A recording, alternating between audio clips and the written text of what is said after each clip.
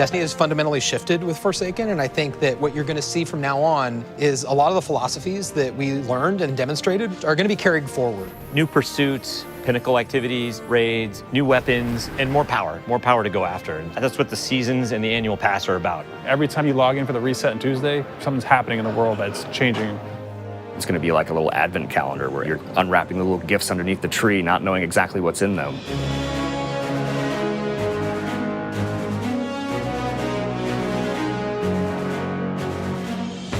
We're not trying to do DLCs anymore. We're not trying to introduce a brand new campaign. Instead, what we want to do is deliver 3 full seasons of content that can last for an entire year and that is coupled with the end game and matches the way players play Destiny.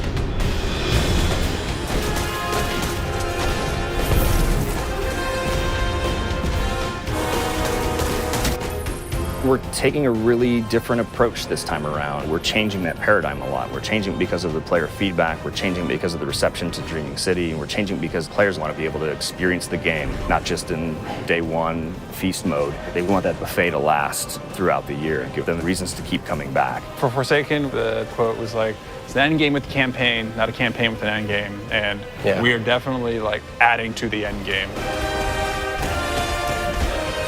Seasons are really about having content that is available for all players. It's Iron Banner, Crucible, holiday events.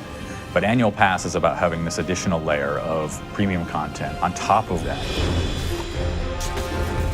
The most exciting Destiny is that kind of unexpected Destiny. That is so cool. They like open up portals.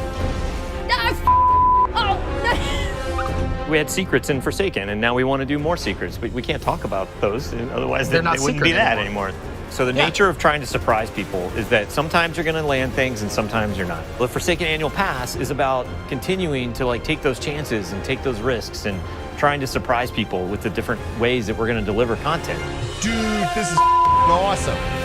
It's tasty, nutritious, and delicious. It is dead taken. Whisper of the worm. Heck yeah. Woo, baby. I'm not at 600 yet. I don't know if you are, but like 580. 580. Yeah, 564, I think. He went on vacation. I went on vacation, so. Every season, we are going to be raising the power cap by 50 for all Forsaken owners. They're still going to get new gear. They're going to get to raise their power to improve their Guardian. For the Annual Pass, we want to provide a new way for you to pursue the end game. So in Season of the Forge, that's going to be the new Black Armory forges and a new Horde mode-based experience.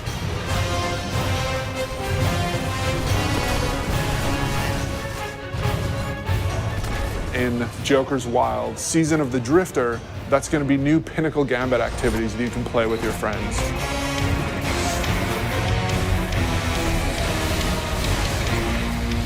And then in Season 7, the focus is really on discovery and subversion and exciting new secrets that we can't wait for players to discover themselves. But the Annual Pass really starts going in earnest in December. That's going to be when you're going to discover the Black Armory. You are not welcome here, Guardian. Ada is representing the Black Armory, a faction that you've never heard of before. The Black Armory is all about mystery. They're all about being the ultimate weapon crafters.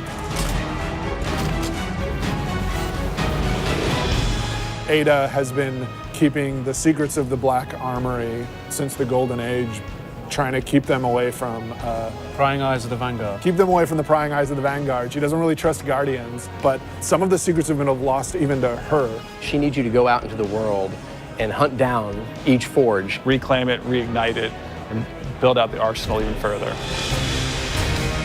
You will have to push back waves of enemies so that you can actually get your components into the forge and manufacture your weapon yourself. You're the blacksmith, and you are forging those weapons. Yeah. Like sci-fi meets magic. We've heard players asking for matchmaking and activities. This new Forge activity delivers on that. We're trying to address the challenge with like Escalation Protocol and Blindwell, where we know you want to play with people, you want to matchmake with them, and so this is our first step into solving that problem. The Black Armory is these lost craftsmen who develop these special weapons that from founders we haven't seen before, all coming from the Norse and Japanese and French family lines. There's 3 families that were involved in the Black Armory. You can definitely feel the theming in those weapons and the backstories and how they came to be and the roles that they perform.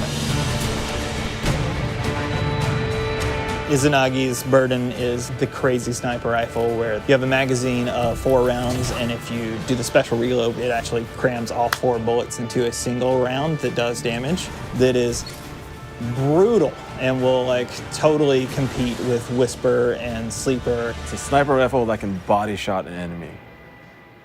That's all I need to say.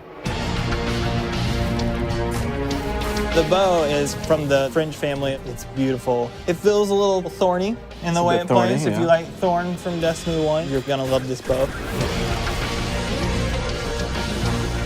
Jotun is the fusion rifle. Goes on your hand. It goes on your hand. It's the arm blaster, as it was affectionately referred to, and it fires a giant fireball slug that will set the ground on fire.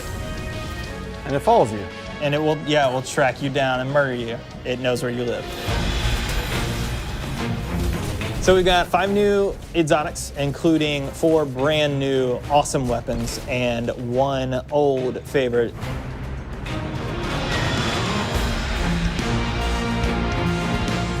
We have new legendaries, including the returning archetype of the machine gun. And then we've got a bunch of new weapon mods for you to configure. And we have new perks that basically you have more options within columns.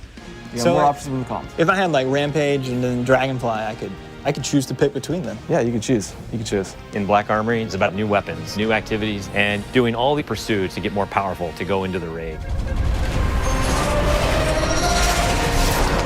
We're gonna mix it up. We're gonna go in the city. Like, we've never done anything like that before, and it's awesome. And you drop straight into this old part of the city that you haven't ever been in because it's been off limits. It's about the unexpected. It's got vehicles. It's different in a very refreshing way.